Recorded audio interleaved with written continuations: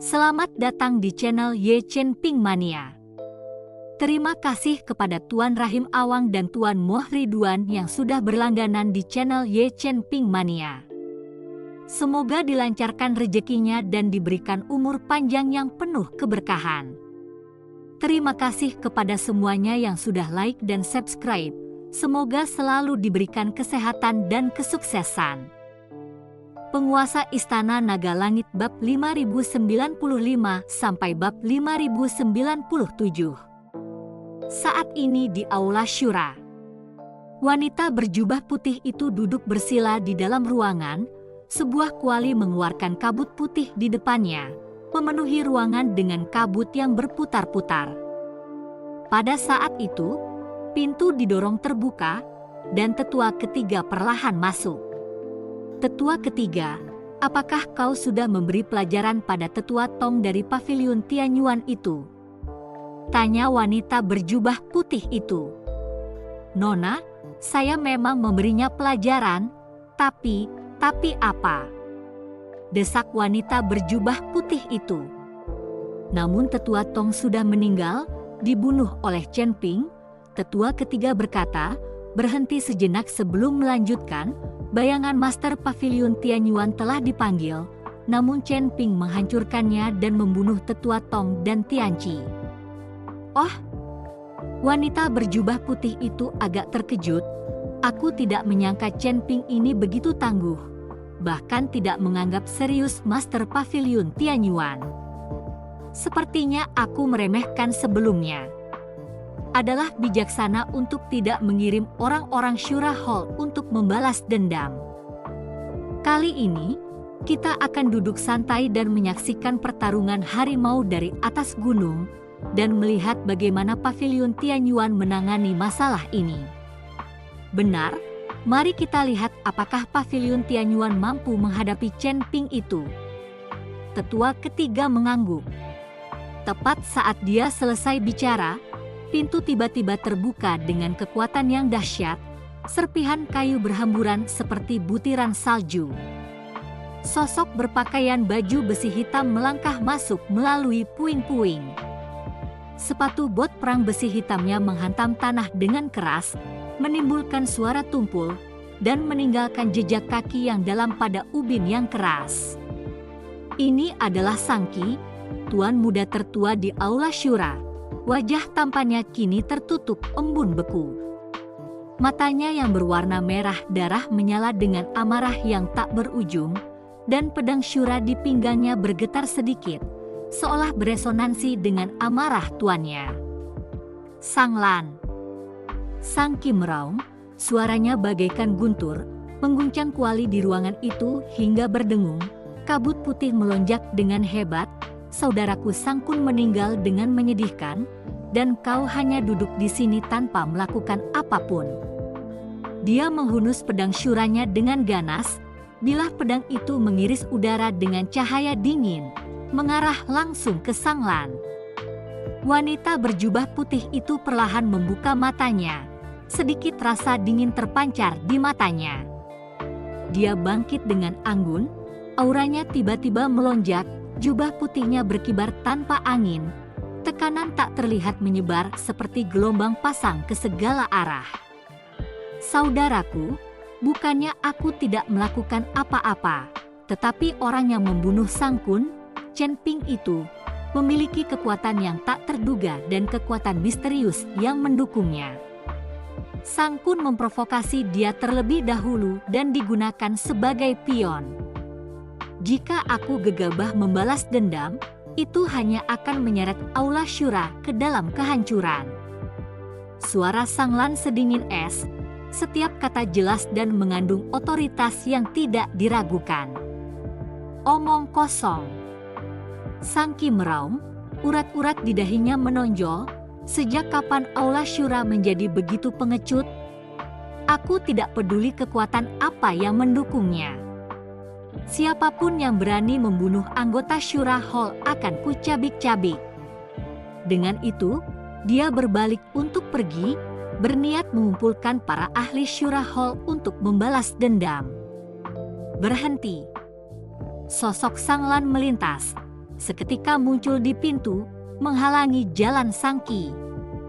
Auranya semakin tajam, percikan petir samar berderak di udara.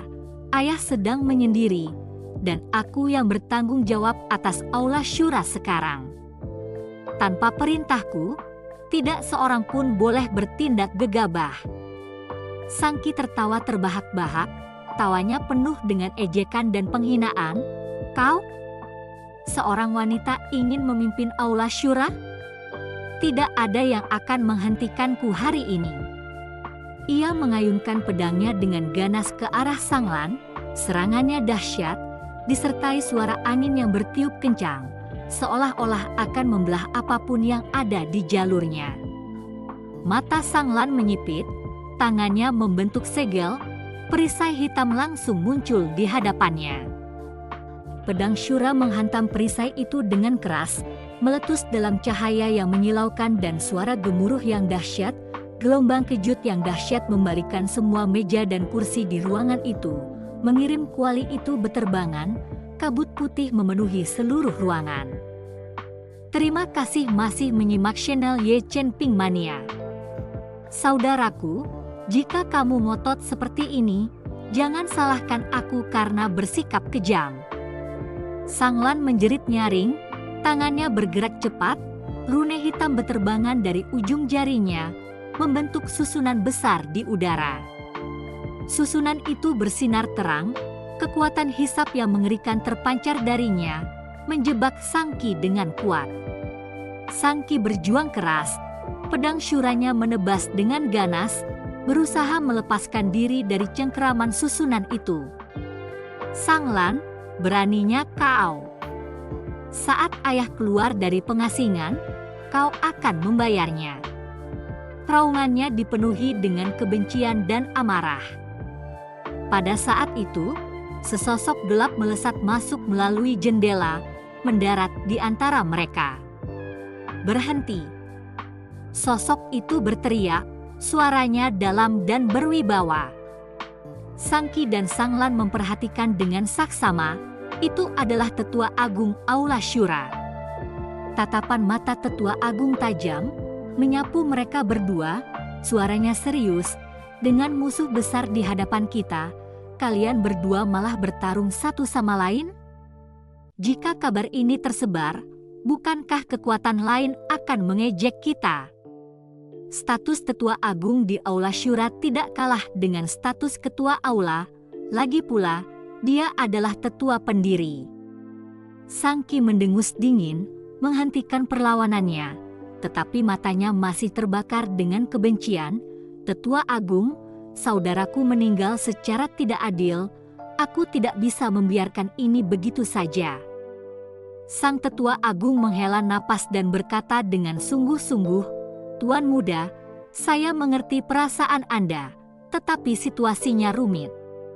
Chen Ping bahkan menghancurkan bayangan Master Pavilion Tianyuan, tidak menunjukkan rasa takut pada mereka, jadi kekuatan yang mendukungnya jauh di luar imajinasi kita. Terburu-buru membalas dendam tidak akan berhasil, tetapi akan menjerumuskan Syura Hall ke dalam krisis. Lebih baik menunggu waktu yang tepat, selidiki pendukung Chen Ping, lalu buat rencana. Sanglan membubarkan susunan sihirnya, lalu berkata perlahan, Tetua Agung benar, saudaraku, prioritas kita adalah menstabilkan situasi, melindungi Aula Syura, dan menunggu kemunculan ayah, maka semuanya akan diputuskan. Sang Ki terdiam sejenak, lalu tertawa getir dan tak berdaya. Baiklah. Baik. Baik. Kalian semua takut, tapi aku tidak. Bahkan jika itu berarti kematian, aku akan membalaskan dendam saudaraku.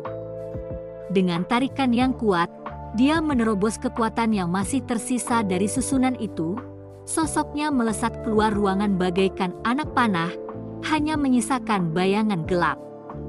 Sanglan menatap kepergiannya, sedikit kekhawatiran terlihat di matanya.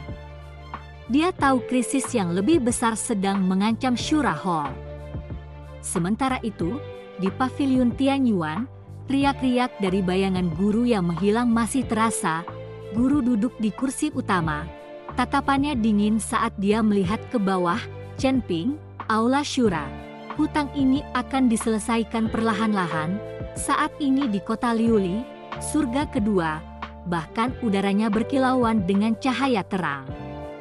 Mo Qingyun memegang tangan Chen Ping, roknya menyentuh jalan berbatu, menimbulkan sedikit kilauan. Dia menunjuk lentera-lentera yang mengambang di pinggir jalan, matanya lebih terang dari cahayanya. Lihat, ini adalah lampu penjejak cahaya, unik dari surga kedua, yang dapat memantulkan pemandangan jalan dari 100 tahun yang lalu. Ini pertama kalinya kamu di sini, aku akan mengajakmu berkeliling. Chen Ping menatap cahaya api yang menari-nari di rambutnya, jari-jarinya tanpa sadar menelusuri kehangatan telapak tangannya. Dia belum pernah menginjakkan kaki di wilayah ini. Tahun-tahun terakhirnya dihabiskan dalam pembantaian dan pembudidayaan, tidak pernah menyaksikan pemandangan yang begitu indah namun lembut. Aroma osmanthus tercium dari sebuah kedai teh di sudut jalan, tempat seorang pendongeng menuturkan legenda tentang guru pavilion Tianyuan yang menaklukkan iblis seabad yang lalu. Suaranya naik turun, namun jauh kalah menawan dibandingkan senyuman wanita di sampingnya. Itu danau bunga cermin di depan. Mo Qingyun menariknya ke sudut danau. Permukaan danau bagaikan cermin kaca besar, memantulkan paviliun-paviliun yang mengambang di langit. Konon, permohonan yang dibuat di tepi danau sangatlah kuat. Dia berjongkok, ujung jarinya menyentuh air. Riak-riak menyebar saat sisik-sisik emas kecil muncul di kedalaman danau. Ikan koi seukuran telapak tangan dengan sisik-sisik yang berubah menjadi warna-warni pelangi terkena cahaya. Terima kasih masih menyimak channel Ye Chen Ping Mania. Chen Ping ada bersamanya, memberi makan ikan, memperhatikannya tersenyum bagaikan anak kecil. Matanya melengkung karena kegembiraan, dan sudut hatinya yang telah lama membeku perlahan mulai mencair. Dia tidak pernah membayangkan bahwa di luar bentrokan pedang dan bilah pedang, ada suatu pemandangan di dunia ini yang mampu memperlambat waktu. Hingga aura pembunuh yang mengerikan tiba-tiba merobek udara, meredupkan cahaya berkilauan di tepi danau. Chen Ping. Raungan dahsyat meledak seperti guntur. Sang Qi, dengan baju besi hitamnya yang berlumuran darah, mengarahkan kilatan dingin syura bladenya langsung ke punggung Chen Ping.